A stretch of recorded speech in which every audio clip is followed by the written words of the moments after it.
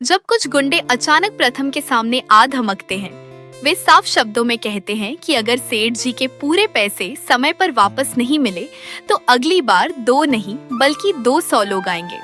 प्रथम उन्हें समझाने की कोशिश करता है कि वह कहीं भाग नहीं रहा और जल्द ही सारा पैसा लौटा देगा, लेकिन गुंडे धमकी देकर चले जाते हैं। यह सब देखकर राध्या बुरी तरह घबरा जाती है और पहली बार उसे एहसास होता है कि मामला बहुत गंभीर है।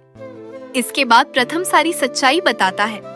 जिस बड़े बिजनेस कॉन्ट्रैक्ट पर उसे भरोसा था, वह आखिरी समय में किसी दूसरी कंपनी को मिल गया। उसी उम्मीद में उसने 2 करोड़ रुपए उधार लिए हुए थे, लेकिन अब डील टूट चुकी थी और कर्ज का पहाड़ उसके सिर पर आ गिरा। अपनी बचत और शेयर बेचकर वह 1.5 करोड़ रुपए का इंतजाम तो कर सकता था, लेकिन बाकी 50 लाख रुपए कहां से आएंगे, यही सबसे बड़ी चिंता थी। राध्या उसे लेकर भोलेनाथ के मंदिर पहुंचती है। वहीं उसकी नजर एक कुकिंग प्रतियोगिता के पोस्टर पर पड़ती है, जिसमें विजेता को 50 लाख रुपए का इनाम मिलने वाला था। राध्या इसे भगवान का संकेत मानती है। उसे खाना बनाना सीखे हुए अभी ज्यादा समय नहीं हुआ था, फिर भी उसके मन में अपने पति की मदद करने का जज्बा किसी भी डर से बड़ा था। लेकिन मुसीबत यहीं खत्म नहीं होती। घर लौटते ही किसी ने उनके घर पर पत्थर फेंका, जिसके साथ एक धमकी भरा संदेश था। अगर पैसे समय पर वापस नहीं किए तो अगली बार पत्थर नहीं गोली चलेगी।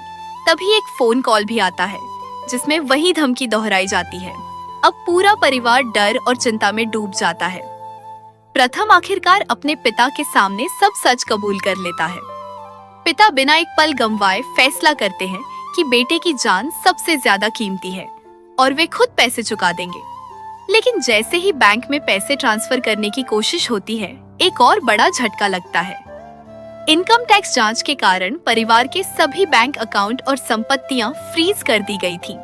अब उनके पास चाहकर भी पैसा निकालने का कोई रास्ता नहीं बचा था। घर के सभी लोग अपने अपने स्तर पर समाधान ढूंढने लगते हैं।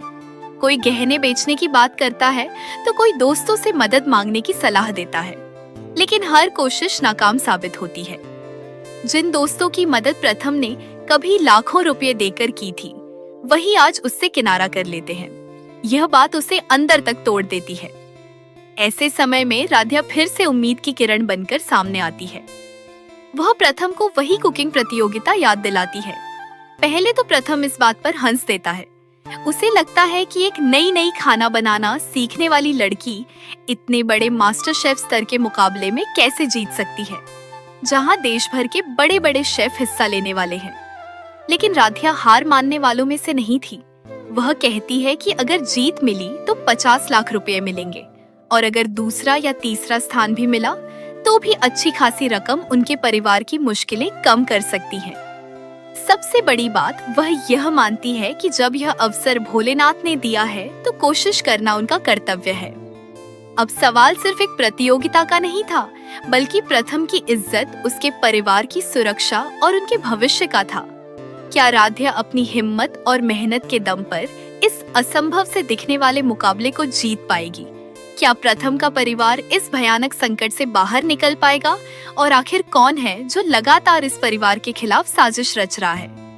इन सभी सवालों के जवाब जानने के लिए आपको अगला एपिसोड बिल्कुल भी मिस नहीं करना चाहिए, क्योंकि आगे कहानी में आने वाला है जबरदस्त ट्विस्ट जो पूरी कहानी की दिशा ही बदल देगा।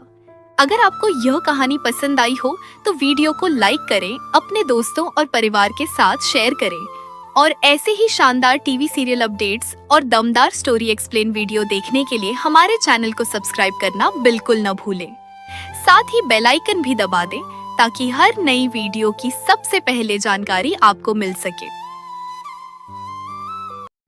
तो दोस्तों, जैसा कि आप लोगों ने वीडियो में देखा कि आप लोगों को तो पता चल गया होगा कि प्रथम ने लिया था कर्जा, वो भी 5 मिलियन का कर्जा लिया था। अब देखना यह है कि प्रथम ने बिना किसी को बताए हुए 5 मिलियन का कर्जा ले लिया था।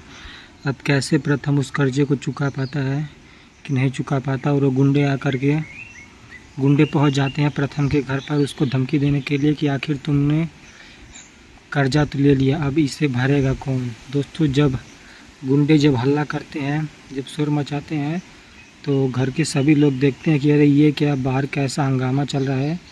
तो जैसे ही सभी लोग बाहर आते हैं, बाहर निकल के देखते हैं, तो अभी राध्या भी आती है और राध्या देखती है कि अरे क्या कुछ गुंडे मिल करके प्रथम को मार रहे हैं। और जब राध्या पूछने की कोशिश करती है कि आखिर तुम लोग प्रथम को क्यों मार रहे हो, तो गुंडे बताते हैं कि तुम्हारे पति प्रथम ने हमसे 5 मिलियन का कर्जा लिया था, लेकिन अब वह उसे वापस नहीं दे रहा है। तो दोस्तों, आखिर आप लोग को क्या लगता है, आखिर प्रथम उस कर्जे को कैसे भरेगा और राध्या क्या उन गुंडों का कर्जा देगी और प्रथम इतने सारे पैसे कहाँ से लाएगा। दोस्तों, जैसे ही इस बात का प्रथम के पिताजी को लगता है तो बहुत ज़्यादा गुस्सा हो जाते हैं। वो कहते हैं कि आखिर तूने ऐसा क्यों किया, तूने इतना बड़ा कर्जा बिना मुझसे पूछे और सोचे समझे कैसे ले लिया, आखिर तुझे शर्म तक नहीं आई, इतना बड़ा फैसला लेने से पहले तूने मुझसे पूछा क्यों नहीं। तो दोस्तों, घर के सभी लोग भी प्रथम से नाराज़ हैं और राधिका भी प्रथम से नाराज़ है, क्योंकि प्रथम ने बिना कुछ सोचे समझे इतनी बड़ी रकम का कर्जा ले लिया और वो गुंडे तक पहुंचाए उसके घर पर, उससे अपना पैसा वापस मांगने के लिए। तो आखिर आप लोग को इस बारे में क्या लगता है, क्या प्रथम उन गुंडों का कर्जा उनको वापस दे पाएगा कि नहीं दे पाएगा? आप लोगों को जल्द से जल्द कमेंट करके बताइए। और वीडियो अच्छी लगी हो तो वीडियो को लाइक कर देना, शेयर कर देना, चैनल को सब्सक्राइब कर देना। मिलते हैं एक और नई धमाकेदार अपडेट के साथ एक नई वीडियो में, तब तक के लिए बाय बाय।